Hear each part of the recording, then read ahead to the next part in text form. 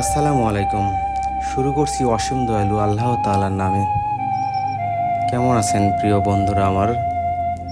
আশা করছি সবাই অনেক আল্লাহর রহমতে ভালো আছেন।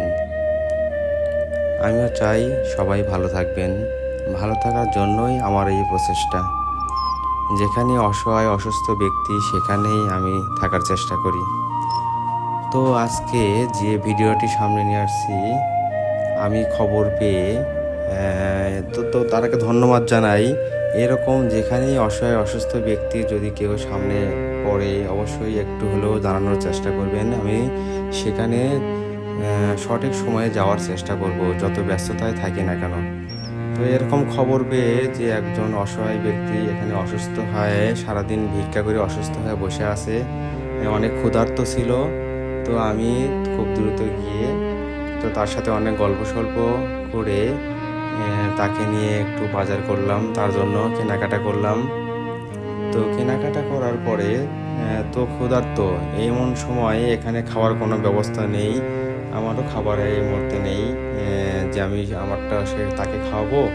তাই কিছু খাবার আমি দোকান থেকে নিয়ে একটু ঠান্ডা জুস নিলাম, কিন্তু সে জুসটা খেতে পারবে না, কারণ সে বলতেছে তার অ্যাজমার সমস্যা। হ্যাঁ, আমিও জানি অ্যাজমার সমস্যা।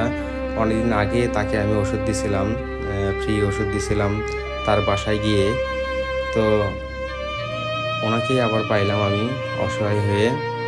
আসলে একজন অসহায় তো একবারই অসহায়তা আমি দূর করতে পারি না, মাঝে মধ্যেই তার খোঁজ খবর নেওয়া দরকার ছিল, আমি আসলে পারিনি, এটা আমার ব্যর্থতা।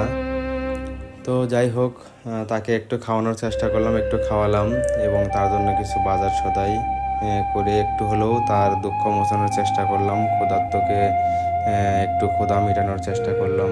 তো আল্লাহ পাক কবুল করেন। আপনারা সবাই দোয়া করবেন আল্লাহ পাক যেন আমার এই কাজটা কবুল করে নেয়। যাই হোক, আপনিও পাশে থাকবেন, দোয়া করবেন, নিজেরাও চেষ্টা করবেন সবাই সবার পাশে থাকার।